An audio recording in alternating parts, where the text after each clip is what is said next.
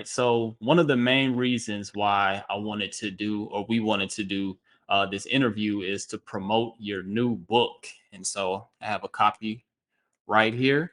So the Hobbyist Guide to the Captive Husbandry of the Western Hognose. So give us a rundown on this book and why did you actually write this book? Yeah, after the last series of morph traits guide that I was doing, I signed off and said no more books. It was just it's a lot of work, and it's the pay is not there. Not like breeding animals or whatever. But one of the main reasons I did is because there's a lot of conflicting information within the hobby. Any forum, chat room, wherever you go on, there's all kinds of all over the board information. Some of it's on one side of a spectrum, some of it's on another side. And then sometimes you just get information that is just totally off the wall and, doesn't make any sense. So that was the reason for this book. And I talked to several people, several breeders worldwide about it. And a lot of those have requested, and it's even written in the book, they requested not to be mentioned because some of the topics are controversial. But I wanted to address a lot of the things, and especially with this title, regarding disease and disorder. That's something that we, don't see a whole lot within the hognose community. Something that people are willing to talk about. I know you are very transparent with your, walk through some hard times and losing some great animals. And I respect that, and hopefully this book will address some of those other issues that people really question. Okay, is what I'm doing regarding husbandry okay? Is it not okay? Is it detrimental? Things like that. So, I took 17 different opinions that I felt like were presented at least over the last 2 years from people that were valid, and tried to answer those in just as moderate of fashion as we can. So then there's a lot of other information. We're not just focusing on 17 items, but that was the thought process behind creation of this title. Yeah, and I actually just finished reading the book, and like you said, you have the different opinions that some of them I've heard on Facebook pages and everything like that. But I like how you have it kind of broken down into the different categories like husbandry, breeding, disease. And I feel like it's a book that not only can benefit like a novice, somebody that's just getting into the hobby, but also somebody that's more advanced, that's just trying to learn more and getting opinions from, like you say, other breeders around the world. And upon reading the book, it was three things that I found just kind of jumped out at me. These are some like points that it makes a lot of sense, but it's something that like I didn't even think about.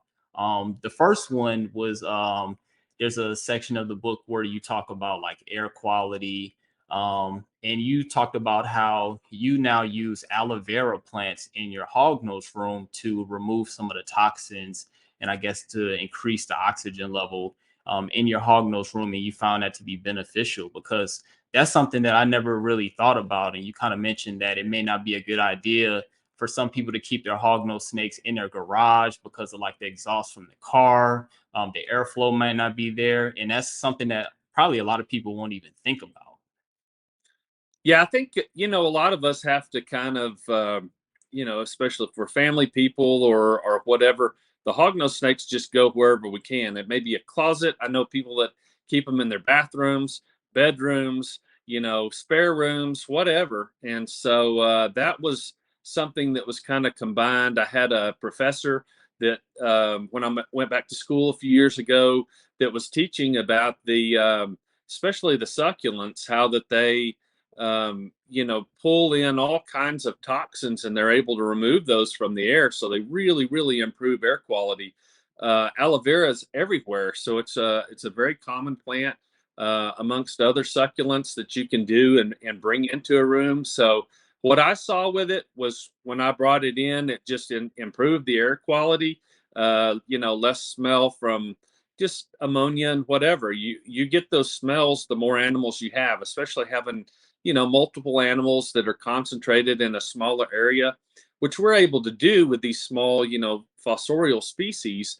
But once you concentrate those smells, even if you're doing daily spot cleaning or cage cleaning or whatever, there's still aromas that when you bring friends over, they're like, oh man, this smells rank, or this is an odd odor, the musk or whatever. So that was actually something that a professor that I was friends with had suggested and said, hey, maybe this is something that would work good for the the hognose trade or reptile trade or whatever like that.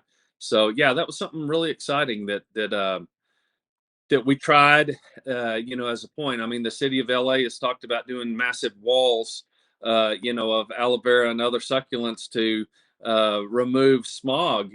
So why wouldn't it work on a small scale? And I think it's just it kind of borderlines with the green footprint. We want to leave a light footprint wherever we're at. We want to benefit, and plants and animals. I mean, they've survived for millions of years, together. And I just think it's just a brilliant thing to kind of with the rise in bioactive enclosures and such. I think that kind of piggybacks that school of thought. Yeah. And so another point that you mentioned in the book that I thought was pretty cool was you were talking about eggs. So sometimes a hognose may lay an egg and it's not completely calcified. And you said that maybe applying like calcium powder could improve that, especially if you have like a tear in the egg or something.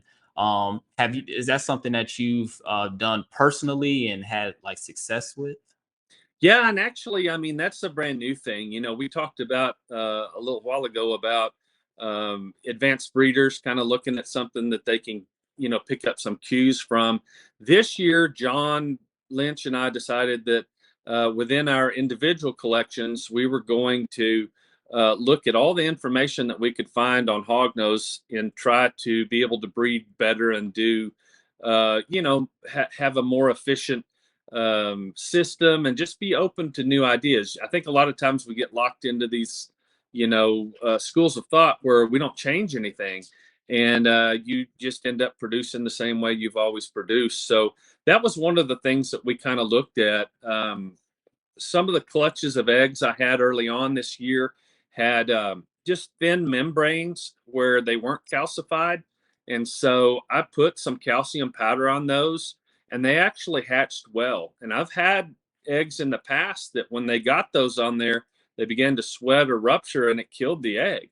So I think that that's just something new that we're going to try with, just a light dose or a light coating of that calcium powder. And I can verify this year that on several eggs that was the case. That I think it really saved that egg. So just something new we were trying, but it's something cool for sure. And I now Yeah. have a Patreon account for those who want to support me even further. Here you will have access to exclusive videos, giveaways, as well as discounts. The link will be in the bottom in the description. And if you purchase Reppy links, feel free to use the discount code ShovelHogs to receive 5% off of all purchases.